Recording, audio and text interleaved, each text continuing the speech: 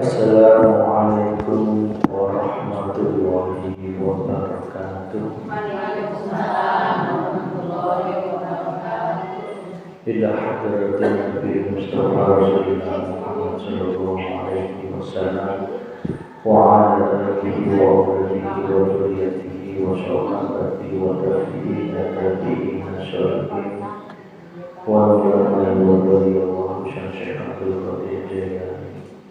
wa ila ruhiyal ma'lum bagi haji kandung dan masyhur satu kali wa ila ruhiyal ma'lum Bapak Ustaz Riyomati sudah meminta barayo wa ahli jami ahli kubur minal muslimina wal muslimat wal mu'minina wal mu'minat khususnya di Korea desa Bener Dusun Singkaran saya.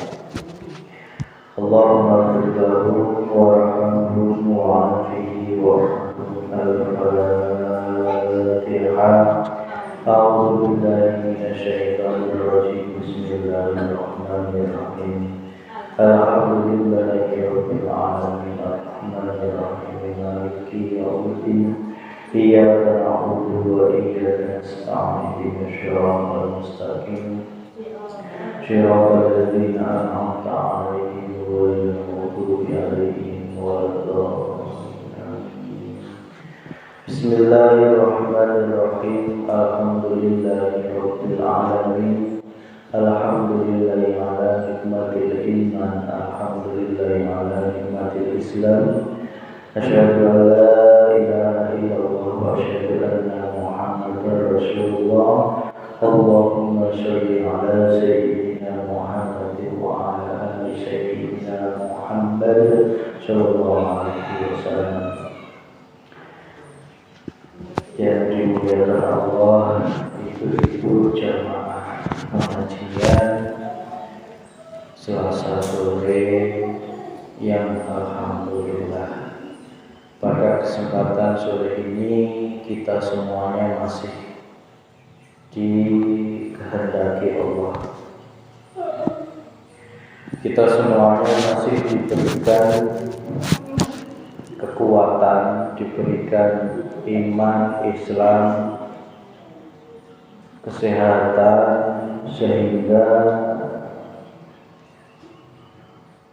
kita menjadi bagian dari skenario-nya Allah. Apa skenario-nya Allah? Yaitu kita didudukkan di majelis taklim ini, yang mana jika engkau renungi, Allah mengatur semuanya, mulai dari hujan yang deras, kemudian hujan berhenti, kita bisa didudukkan oleh Allah jalan ke masjid tanpa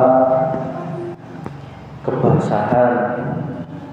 Itu pun juga Allah yang berkuasa. Jangan pernah menyangkut pautkan segala yang terjadi di alam semesta ini karena perannya makhluk. Jangan. Sungguh yang namanya makhluk itu betul-betul tidak ada daya dan kekuatan. Makhluk apapun itu,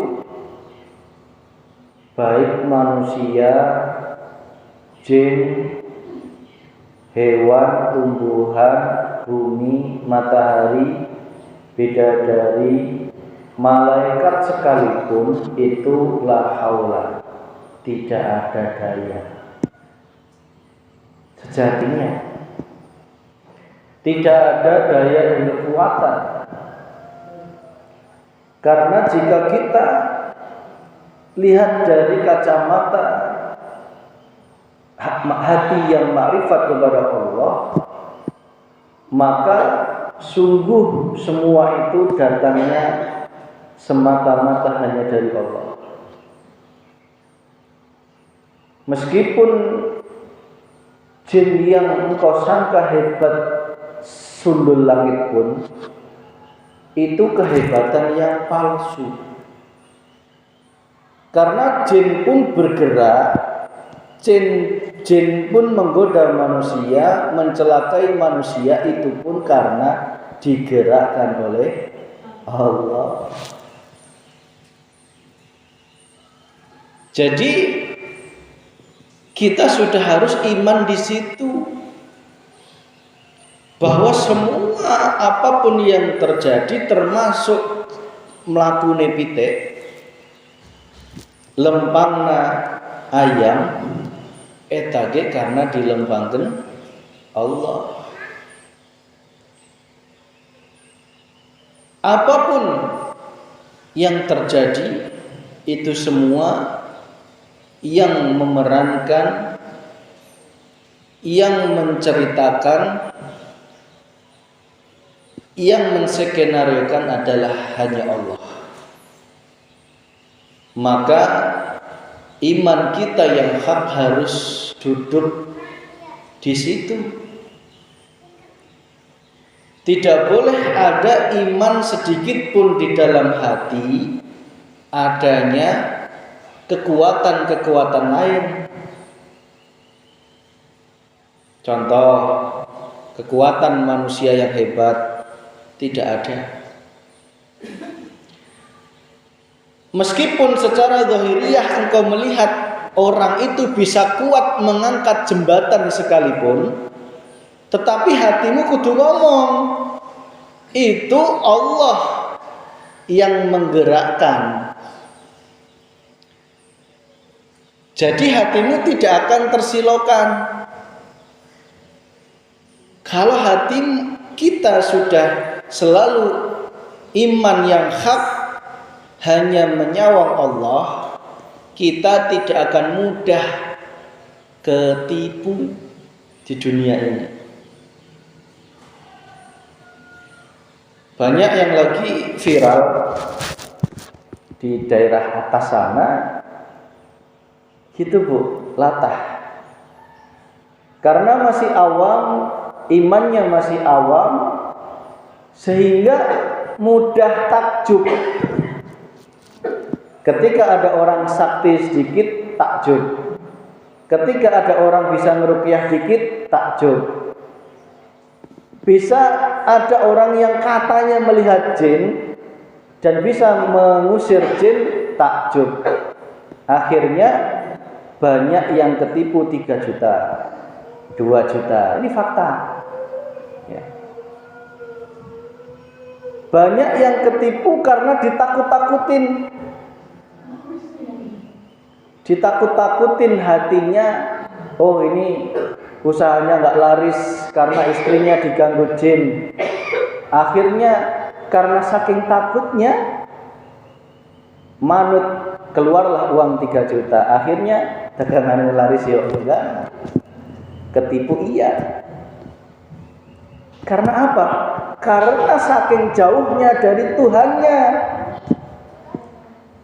Ya. Dulu saya pernah cerita. Ya. Bahkan saya sendiri dulu pernah alami ketika zaman jahiliyah. Ketika waktu itu bapak saya sedang sakit, yang seharusnya kata dokter suruh berobat dirujuk di Jogja, malah tak bawa ke paranormal. Ya. Karena saya pelaku dulu, Bu. Sehingga di situ akhirnya sakit enggak, sembuh enggak, dibohongi iya. Ya. Karena apa? Saking kita masih menuduh adanya kesaktian dan kekuatan selain miliknya Gusti Allah. Mengapa kok kita takut dengan jin?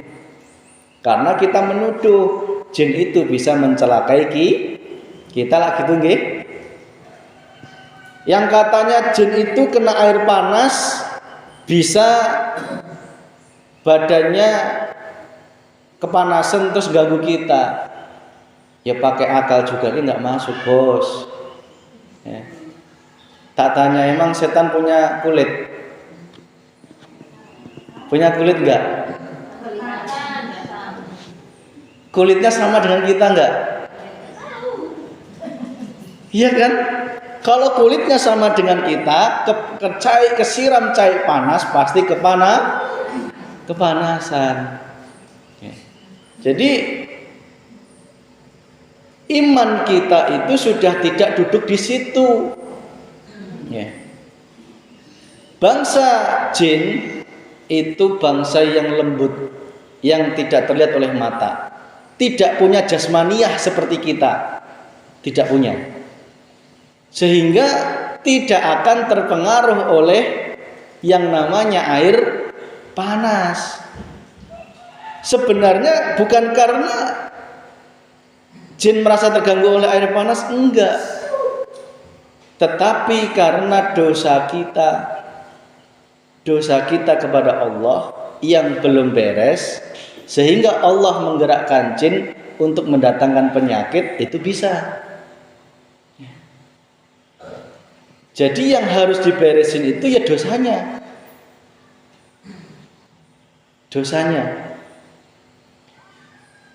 Jangan pernah mengusir jin. Buat apa jin diusir? Ya, sudah qodratullah. Justru kalau bisa kita itu hidup yang damai dengan makhluk Allah itu. Nah, gitu nggih, Bu? Kalau engkau meruqyah dengan niatan untuk diusir jinnya, tak tanya, lah kalau jinnya itu enggak terima terus membawa satu kerajaan, kira-kira repot enggak? Repot, Bu. Enggak perlu diusir karena jin atau nafsu itu juga jalan kita menuju Allah, asalkan kita tahu ilmunya. Ya. Jadi kalau kita sakit, jangan engkau sibukkan untuk diusir jinnya, tetapi sibukkanlah hatimu untuk meneliti ke dalam diri. Naon sih dosana urang? Karena apa? Kalau engkau sudah diberi sadar oleh Allah dosa apa yang menjadikan Allah memberi kita musibah atau sakit, maka ketika engkau mohon ampun kepada Allah, membereskan dosanya, maka pertolongan Allah akan datang. Bisa melalui dokter, bisa melalui obat warung, bisa melalui bidan, atau bahkan minum air putih tiba-tiba sembuh. Coba, jika kita diberi sakit oleh Allah, maka sibukkan hati kita untuk merapat kepada Allah dulu. Kira-kira ibu kalau diberi sakit kepala, kira-kira ingat naon heula? Ingat Paramek atau ingat Allah heula?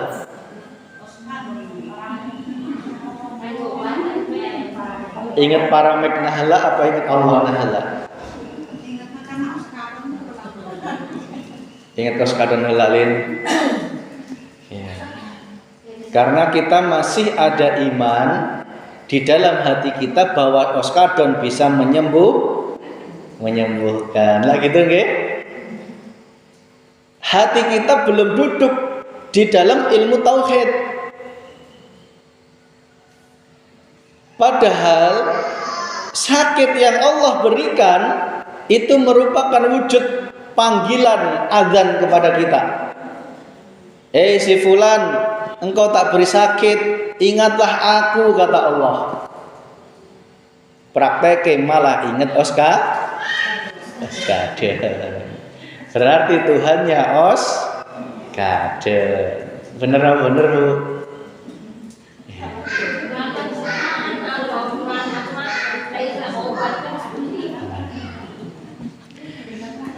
Bagi kita yang sudah dipancarkan ilmu dinul haq, imannya kudu dirubah. Yang tadinya awalnya ingat oskadon, ingat mantri, ingat bidan, ingat dokter yang bisa menyembuhkan, yang pertama harus engkau sadari, engkau temui adalah hidup. Siapa hidup? Dialah sang pemilik nama Allah. Dialah hidup yang menguasai dirimu dan di luar diri kita. Dialah hidup yang menguasai penyakit itu, yang tidak bisa terlihat oleh mata, yang bisa dirasakan dengan iman. Dialah Allah yang meliputi segala sesuatu, yang menggerakkan setiap nur Muhammad di dalam jiwa kita, menjadikan tubuh kita sakit. Dialah hidup Allah Subhanahu wa ta'ala. Berarti yang bisa menghidupkan lagi sel-sel menjadi sehat ya hanya Allah. Cuman secara syariatnya tetap Allah memerankan dokter, memerankan tukang obat, memerankan bidan, bahkan memerankan dukun sekalipun, mohon maaf, itu pun juga skenario-nya Allah Subhanahu wa ta'ala. Berarti tadi kumaha Bu praktekna lamun diberek geuring teu ngarep-ngarep ieu Mas Vicky. Lain gitu, da lamun diberek ilmu ieu, lamun diberek atau ente tetep wae manusia bakal bener apa bener? Untungna lamun geus nyawa ilmu ieu jadi nyaho carana agar iman kita tidak kepleset. Ya. Itu wong nyatane orang yang ngaji di sini dan yang enggak ngaji di sini tetep wae sakit tetep sakit lah gitu nggih. Wayahe sehat tetep sehat. Wayahe hujan tetep hujan. Cuman yang membedakan hati duduknya di mana ketika diuji oleh Allah. Mari kita celitetin. Ini ilmu penting. Karena apa? Pasti setiap manusia akan mengalami yang namanya sakit. Sakit itu dua hal. Kalau nggak sembuh, ya meninggal. Bener nggak? Jangan takut. Kita itu pasti nggak pasti itu akan mengalami yang namanya kematian. Agar kita menghadapi dua hal itu, siapkan rohaniyah kita ketika diberi sakit sekecil apapun, bah itu sakit kepala, bah itu sakit perut maupun sakit yang lainnya, yang engkau harus hadap hatimu hanyalah hidup dulu, yaitu Allah Subhanahu wa ta'ala. Apa wujudnya? Wujudnya di dalam hati kita sadar, ya Allah, sakit kepala ini engkau yang mendatangkan. Wujudnya hatimu ngomong, Bu, ya Allah, berilah hamba petunjuk. Sungguh sakit ini adalah rahmat untuk membersihkan dosa-dosaku. Tidak mungkin engkau memberikan sakit tanpa ada dosa dalam diriku. Sehingga dengan sakit ini berilah aku petunjuk dosa mana yang harus aku bereskan. Kira-kira lamun sakit ingat kadieu ente ya Bu. Lamun sakit nyeri hulu ingatnya oskadon. Nyeri beteng ingatnya proma. Nyeri suku ingatnya flu tulang ya. Nah, ini dia teh. Nah. Sekarang dibalik, Allah berikan musibah apapun, hati kita harus menghadap ini wajahtu wajahiyah. Kuhadapkan wajahku hanya kepada Allah. Ya. Lamun geus kitu, kakara Allah merek petunjuk. Allah akan memberikan petunjuk, si fulan, sakitmu itu karena dosa. Dosa yang selama ini engkau perbuat dan engkau lupa untuk membereskannya. Maka aku beri kesempatan di dunia, dengan sakit itulah aku akan membersihkan dosa-dosamu ketika masih hidup di dunia. Lamun sakit hulu, ya, itu biasanya nggak jauh-jauh dari dosa nafsu otak. Merasa paling benar, merasa paling pinter, merasa paling hebat, merasa paling alim, merasa paling soleh, merasa naon wae dipikir, seolah-olah dirimu itu yang bisa ngatur kehidupan. Nah gitu nggih. Besok kondangan apa dipikir terus. Ya. Dipikir terus, gawe entek, digawe ke entek, usaha entek, malah kakean mikir. Akhirnya kepalane itu karena dirimu menuhankan pikiran. Bener nih Bu? Ya, coba ilmu titen. Kalau diri kita diberi oleh Allah sakit kepala, itu dosanya, cluenya adalah biasanya karena dosa otak. Dosa otak apa? Masa paling benar, pintar, paling hebat, perang alim, pang benerna. Nah, itu biasanya. Berarti kudu istighfari. Kudu dimohonkan ampun kepada Allah. Ya Allah, berilah hamba ampunan atas dosa hamba yang tadi merasa paling benar, yang tadi merasa paling pinter, yang tadi merasa paling hebat, paling alim, paling soleh, yang apa-apa dipikir sendiri tanpa menyerahkan kepada Allah Subhanahu wa ta'ala. Sadari itu. Lamun geus kitu insyaallah digiring ke Allah. Ngerti-ngerti aya gretek dina hate, geus enggak usah ke dokter spesialis, cukup obat warung ge engke mantak waras. Itu. Maka engkau juga harus meneliti dosa paru-paru. Apa dosa paru-paru? Nafsu paru-paru, bededek, sewot, jengkel, masih ayak kak dina hate. Ya. Lamun jalma memiliki tensi yang tinggi, itu disebabkan oleh dosa nafsu paru-paru. Marah, bededek, jengkel, emosi, ya. Jadi ayat darah tinggi ayat tara marah ya. Ayat nu tensinya luhur ya. Berarti ibu-ibu tara emosi.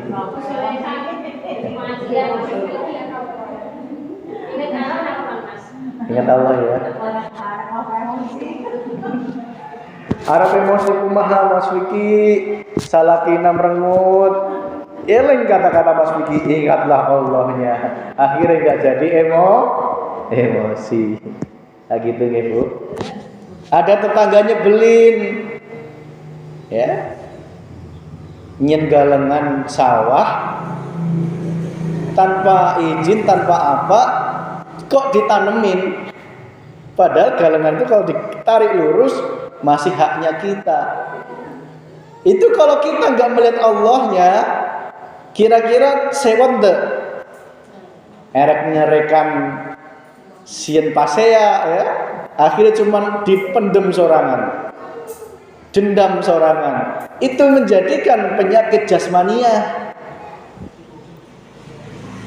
Sebel jenengan ke anak, ke istri, ke suami, berhari-hari menjadikan fisik kita terdampak, menjadikan fisik kita terdampak. Maka kalau emosi terus-terusan menyebabkan tensinya luhur. Tensi luhur bisa menyebabkan merusak organ yang lainnya. Merusak organ yang lainnya.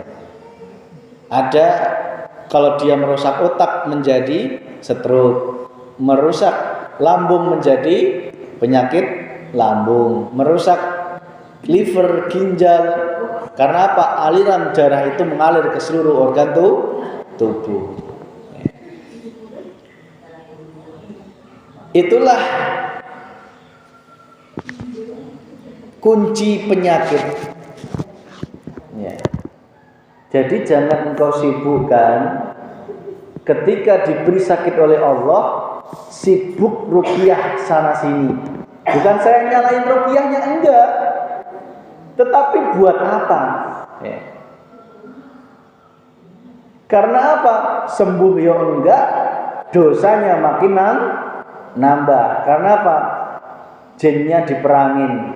Enggak perlu. Jin itu enggak perlu diperangi. Tetapi yang harus engkau perangi adalah nafsu di dalam diri. Yang ketiga, engkau harus mengoreksi dosa terhadap perut. Apa itu? Harta tahta wanita. Ingat-ingat, jalma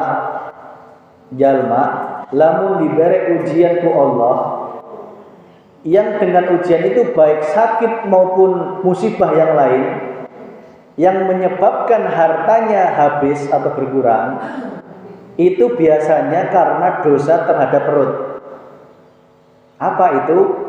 Gila harta, gila tahta, gila wanita. Coba diteni. Bisa jadi dia gila harta, sombong dengan hartanya, merasa bangga dengan hartanya, jabatannya, pangkatnya, sehingga Allah beakkan dengan sakit, beakkan dengan rugi dan sebagainya. Bisa jadi karena masalah pokok kewajibannya, yaitu zakat, infak dan sedekahnya. Sehingga saking sayang itu Allah, daripada hartanya nanti menjadi bara api neraka, ngesti ayeuna diresikan ameh hatinya kembali kepada Allah. Nah, di situ Bu. Jadi lamun sakit teh ilmuna di situ. Jangan engkau sibuk ini di jin jalma ini ulah percaya gitu. Wallahi ikuti kami, ikuti Rasulullah. Ya. Keyakinan ini adalah keyakinannya Rasulullah, keyakinan dinul haq. Jangan ketika disakit engkau sibukkan hatimu, ini dijaili siapa, ini disantet siapa, kata dukun ini kamu dijaili oleh tetangga. Enggak. Itu semua adalah belum tentu benar. Coro iya pun kok disantet tetangga, sing gerakkan tetap Gusti Allah. Jin yang dipaksa digerakkan oleh Allah untuk nyantet, itu pun sing gerakkan Gusti Allah. Dukun yang katanya hebat tadi, sing gerakkan juga Gusti Allah. Pertanyaannya, kenapa sih kok Allah menggerakkan itu semua kepada kita sehingga kita sakit? Karena dosa kita. Mungkin kita sering menyakiti tetangga. Lah gitu nggih? Ayo. Bukan karena orang lain, bukan. Tetap semua kembali ke diri kita sendiri. Coba dia kenangan. Oh iya, mungkin aku sakit ini karena aku pernah baretona teh mendolimi tetangga saya yang itu. Nah, maka aku seyogyanya adalah meminta maaf. Insya Allah lamun geus minta maaf, dosa kepada manusia akan diampuni oleh Allah Subhanahu wa ta'ala.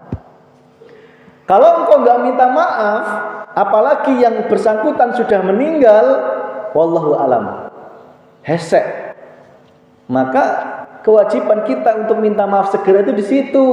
Mumpung kita masih hidup dan orang lain itu masih hidup, maka lekas-lekaslah yang sadar meminta maaf duluan.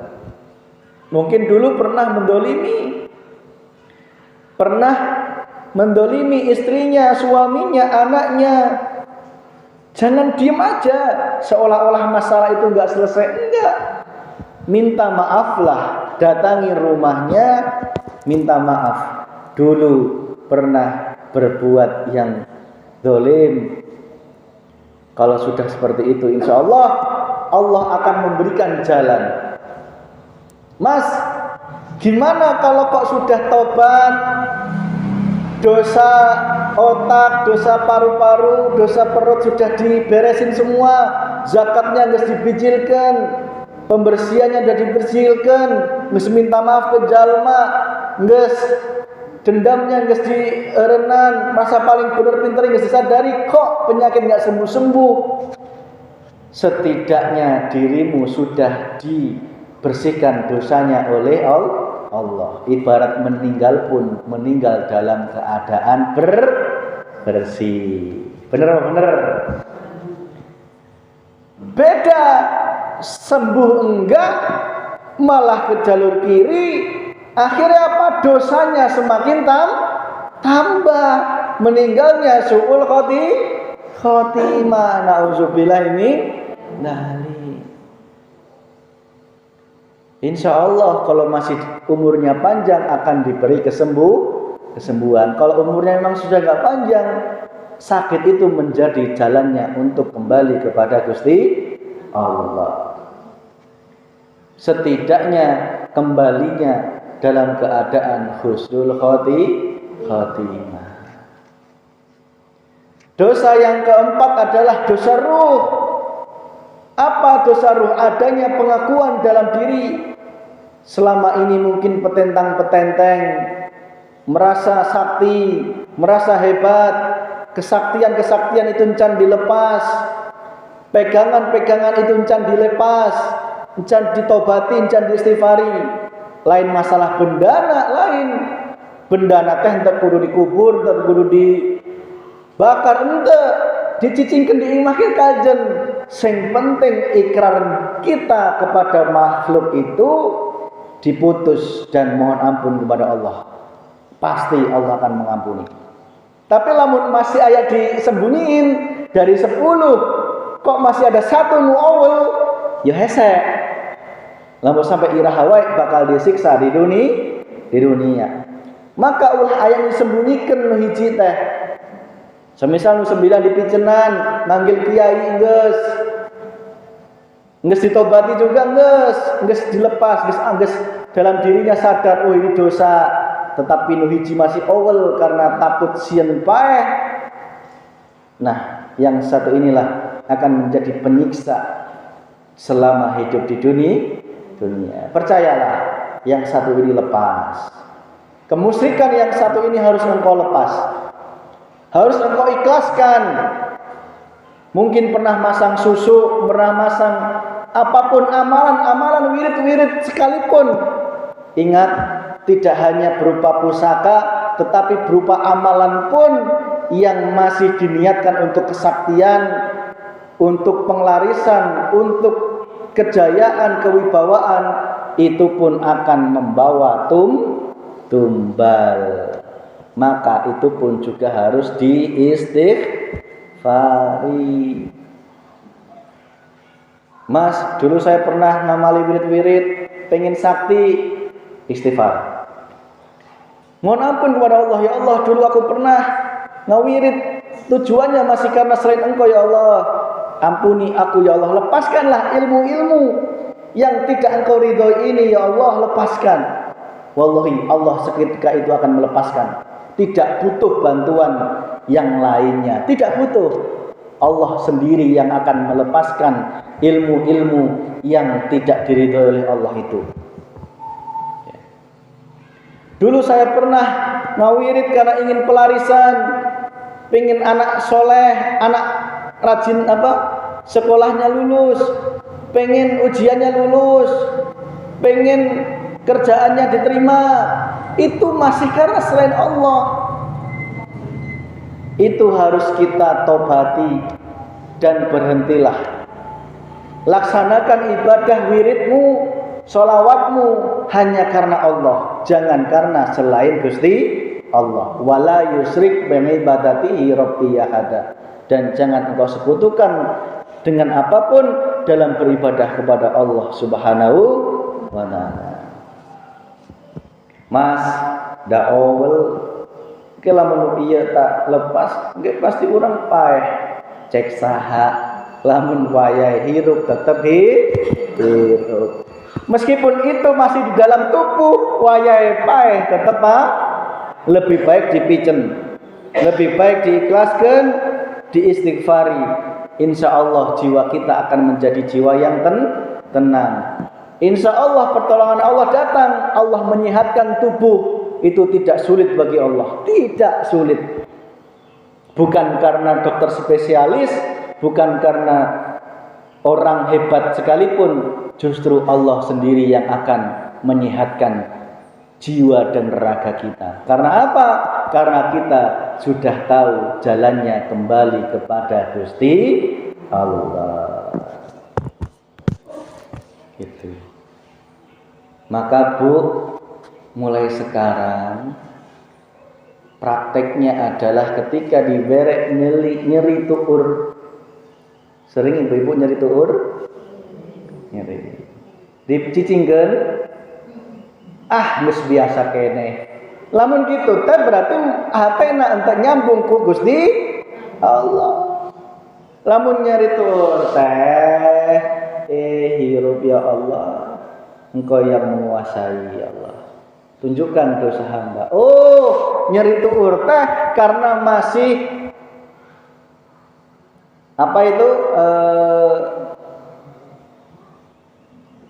dominan dalam keluarga. Kaku. Ya. Kaku. Maka kakinya menjadi kaku. Karena dalam keluarga itu kaku. Lamun teu ente, lamun kudu kieu kudu kieu. Maka larinya asam urat, larinya kepada nyeri tuur, diimbangi dengan jengkel kalau suami tidak nurutin. Coba ditenono wae. Diteni aja. Ya. Bisa jadi dengan sakit tuur itu Allah menyadarkan kita, ya Allah, hamba selama ini merasa hamba bisa jalan sendiri, hamba bisa ke masjid sendiri, merasa bisa ke masjid itu karena kehebatan saya. Tidak sadar ke masjid pun karena dilempangkan Gusti Allah. Buktine lamun diberek nyeri tuur untuk bisa ke masjid. Bener nggih? Iya. Coba lamun anjeunna merasa ke masjid itu karena kemampuan sorangan, lamun ker anjeunna diberek nyeri tuur, kuduna tetap bisa ke masjid. Buktinya ente berarti eta teh nu gerakkeun Gusti Allah. Ya. Wong nyatane hujan tadi pas banget ya. Wae arep pengajian kok berhenti. Engkau bisa enggak merasakan ada Allah di situ? Bisa nggih? Segitu kuasanya Allah mengatur semua alam semesta ini. Wayai hujan tetap hujan, wayai terang tetap terang. Gak ada makhluk satupun yang bisa mengatur hujan itu, gak ada. Yang ada hanya hidupnya Gusti Allah. Ya, wong nyatane saat hujan tetap hujan. Yang ada hati kita hanya pasrah, bos. Pasrah. Karena apa? Sadar semua ini yang menguasai yang menggerakkan, yang meliputi innallaha ala kulli syai'in qadir. Yang menjadikan kita sugih siapa? Gusti Allah. Sugih siapa? Sugihnya Gusti Allah. Itu. Nges lamun jalma jenuk sadar di dia, insyaallah daerah teh mual aya nu pase asia. Enggak usah daerah, di dalam rumah tangga ke mual aya pase pase kumaha, yang ada hatinya selalu sadar. Nah, apalagi kalau ada suara ting ting ting, sadar kaji dak lamun eta suara bakso. Kembali, ketika Allah menjadikan hati kita selalu bercahaya dengan nur ma'rifatnya, maka itulah kenikmatan tertinggi yang Allah berikan kepada kita. Kenikmatan tertinggi itu bukan wujudnya harta, bukan wujudnya jabatan, bukan wujudnya diri kita melaksanakan taat secara zahiriyah, bukan. Tetapi kenikmatan yang luar biasa yang Allah berikan kepada kekasihnya adalah hatinya tidak bisa lepas dari Gusti Allah. Maka orang arif, orang yang selalu hatinya menyawang Allah, di dalam sholatnya selalu dalam keadaan khusyuk. Khusyuk dalam sholat itu hatinya bukan berarti pikirannya nggak keinget jemuran, nggak keinget sawah, enggak, itu manusiawi. Tetapi hatinya tidak ikut-ikutan inget jemuran, tidak ikut-ikutan inget sawah, enggak. Tetapi hatinya yang disawang hanya hidupnya Gusti Allah. Jangan pernah merasa sholatmu khusyuk manakala dalam sholat saja kita masih merasa diri kita yang sholat. Sholat khusyuk itu adalah ketika kita sholat sudah nggak merasa diri kita yang sholat. Mas kok bisa? Ya bisa, karena dirinya sadar. Takbiratul ihram, sing takbiratul ihram kan saha Allah. Baca Al-Fatihah, sing Al-Fatihah kan saha Allah. Baca surat pendek, sing bacakan saha eta ya Allah. Bukan karena kehebatan, lamun karena kehebatan dia akan pamer, suratnya dipanjang-panjangkan, ameh bisa bangga dirinya dicap sebagai hafiz Quran, padahal jamaahnya geus jenuk nu kolot, jenuk nu nyeri tuur, cangkel akhirnya emosi. Itu berarti imamnya masih buta kepada Gusti Allah. Ya. Rasulullah itu melarang, Bu, surat yang panjang-panjang. Karena apa? Lihatlah jamaah kita. Kalau jamaah kita orang yang khusus, panjang satu Quran pun nggak masalah, karena sudah satu khusus. Tapi kalau jamaahnya ada yang khusus, ada yang awam, ada yang setengah awam, ada yang setengah khusus, ada yang sekolot, ya ambillah yang paling ringan. Ya. Sing paling gampang qul huwallahu ahad. Yaiku Mas Vicky. Senengane qul huwallahu ahad. Karena bisanya cuma itu. Ya. Karena bisanya itu, enggak bisa yang panjang. Kembali, di dalam sholat yang merukukkan siapa? Hatimu kudu merasakan, oh saya rukuk karena dirukukkan Gusti Allah. Saya sujud, disujudkan Allah. Tidak ada yang aku gerakkan sedikit pun, enggak ada. Kekuatan ini adalah miliknya Gusti Allah. Disitulah hatimu menghadap Allah. Kalau sholatmu masih merasa Allahu Akbar aing, Allahu Akbar eta jalma masih diimah, jalma munafik aing di masjid hebat, Masya Allah.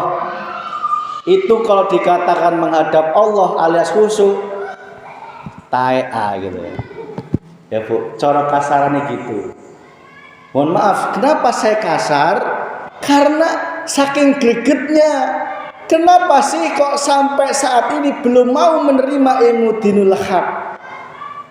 Padahal andai kata engkau mau menerima ilmu ini sedikit aja, insya Allah hati kita akan menjadi hati yang caang. Sholatnya akan sholat yang diterima oleh Allah Subhanahu wa ta'ala. Allah itu enggak menuntut banyak-banyakan sholat, enggak.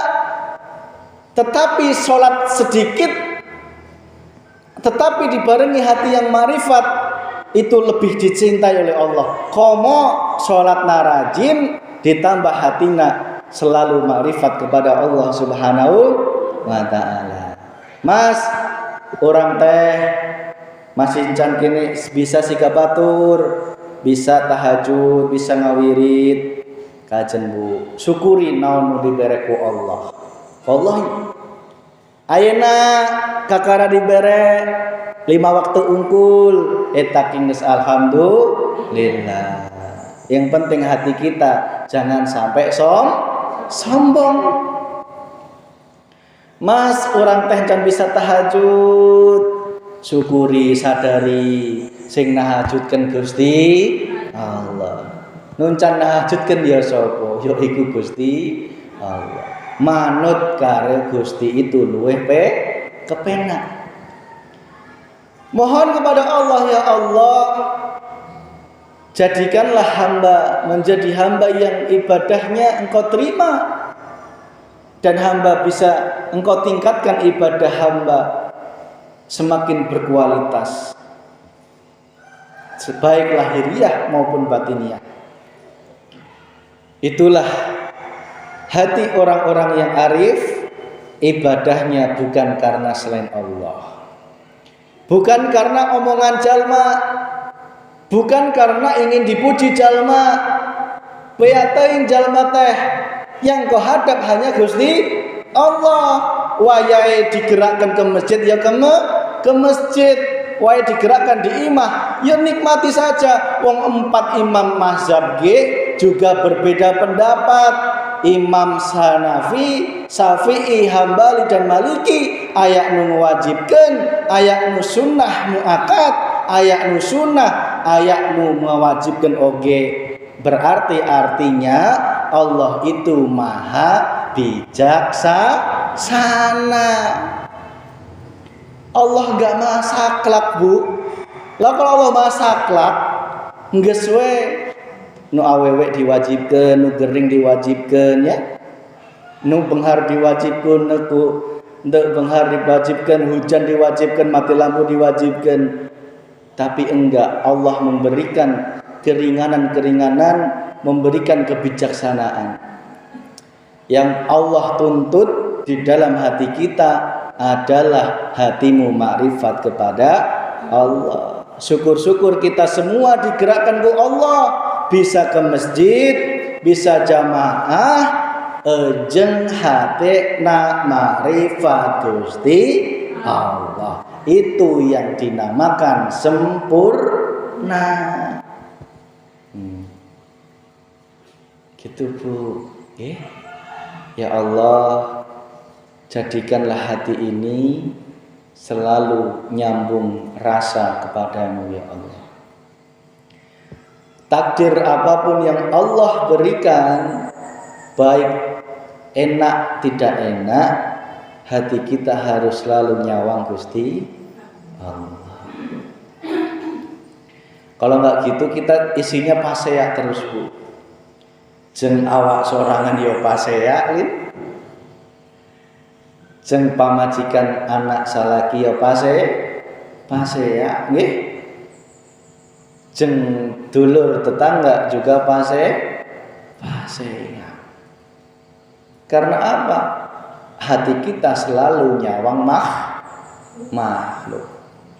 Ngesta sawangan arane makhluk itu enggak ada, udah itu aja. Hatimu hanya nyawang, yang ada hanya Allah.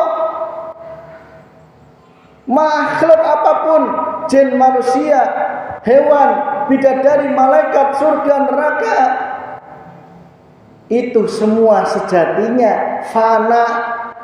Fana artinya Adam, tidak ada yang ada, hanya hidupnya Gusti Allah.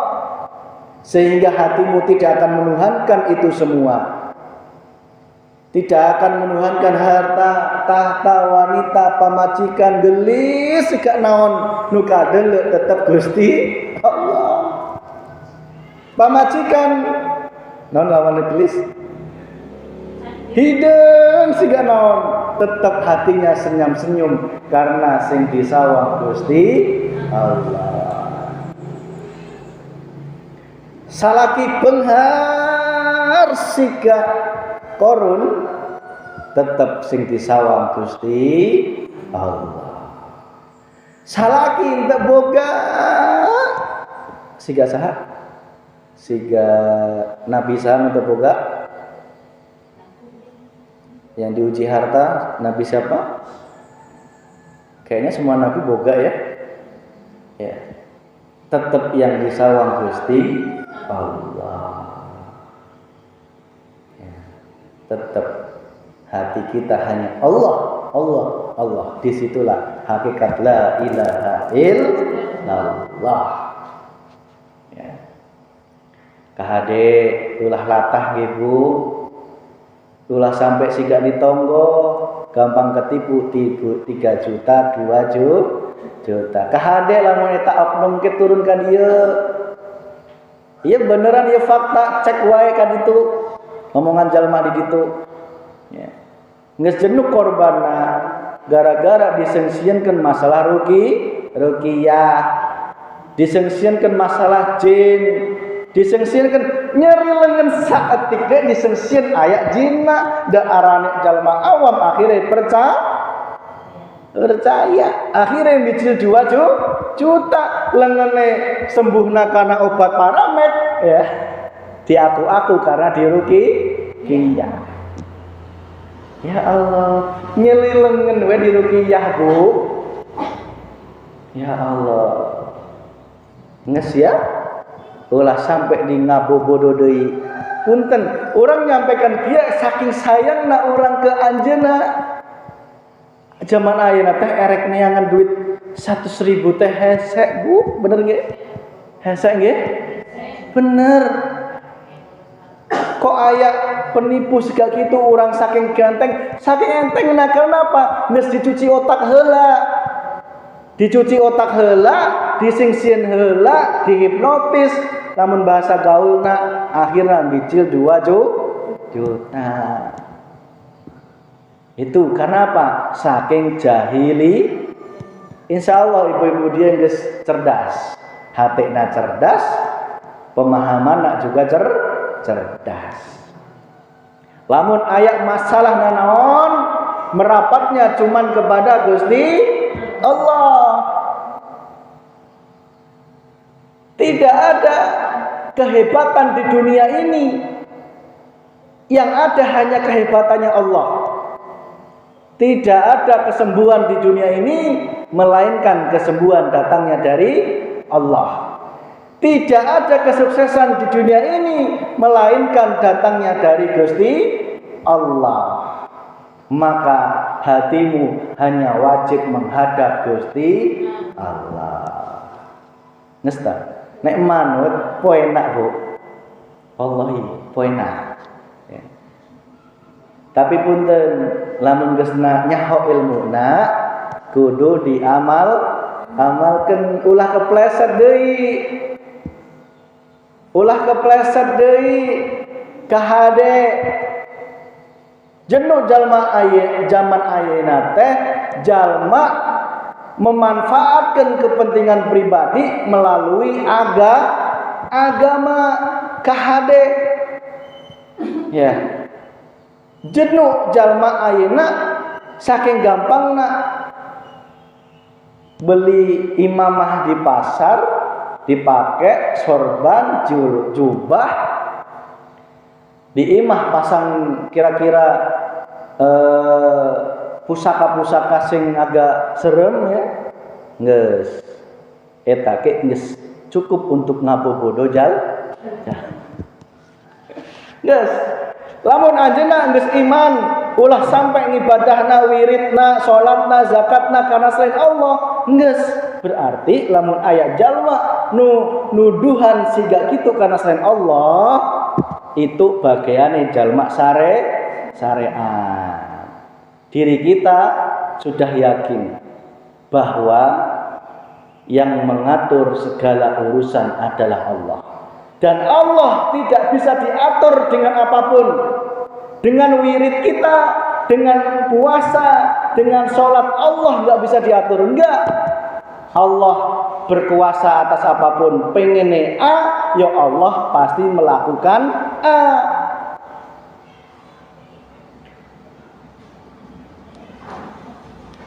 Jadi jangan engkau sibukkan hati kita, kotori ibadah kita hanya karena kepentingan dunia. Contoh Bu, aku pengen ujianku tes perangkat desa itu lulus. Sehingga aku gimana caranya Allah itu harus menuruti keinginanku. Nah itu nafsu Bu. Nggih. Nun sewu itu sudah nafsu. Biar keinginan itu enggak jadi nafsu, caranya gini.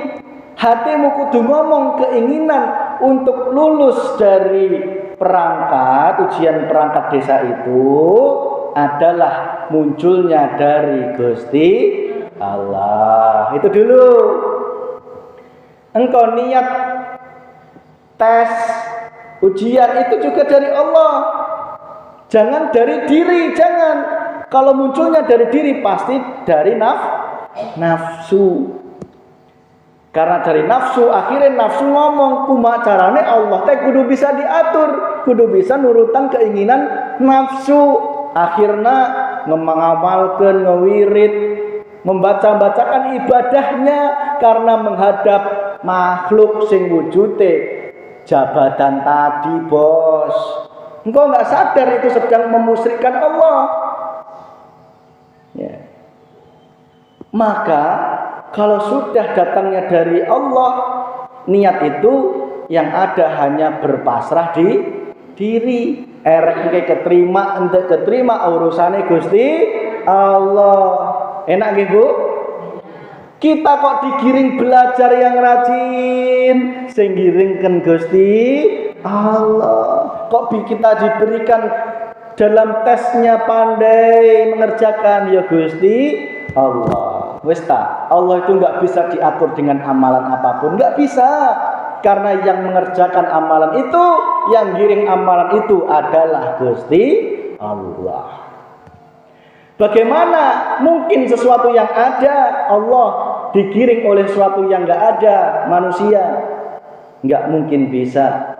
Maka kewajiban kita tinggal pasrah, la haula wala quwata illa billahil aliyyil azim. Ya Allah, niat ini datangnya dari Engkau, diterima enggak diterima itu adalah urusan Engkau.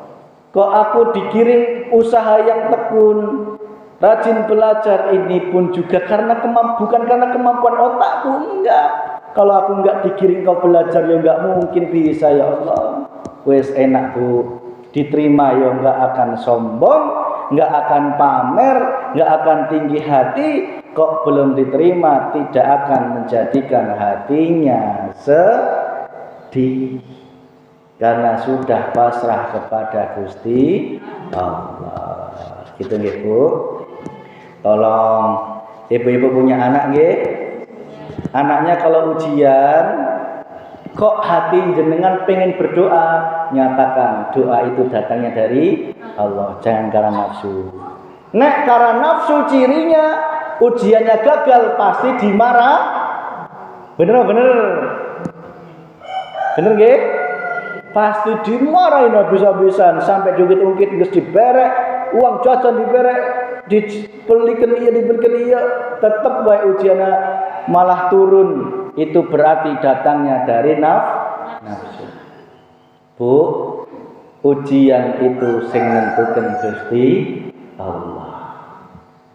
Maka ketika engkau kok harus berdoa, sadari sing doaken iku Gusti Allah.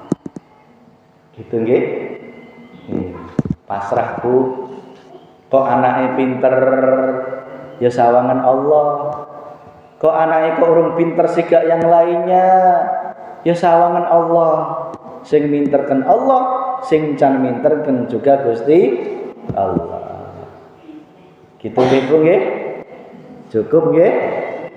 Kesimpulan, jangan pernah lepas satu detik pun ruhaniyah kita dengan zikir sirul asrar, zikir rasa, zikir yang selalu nyawang Allah dalam apapun. Karena hanya dengan sirul asrar itulah sebagai tali penyambung diri kita dengan Allah Subhanahu wa ta'ala. Demikian, Rabbana atina fid dunya hasanah wa fil akhirati hasanah wa qina adzabannar.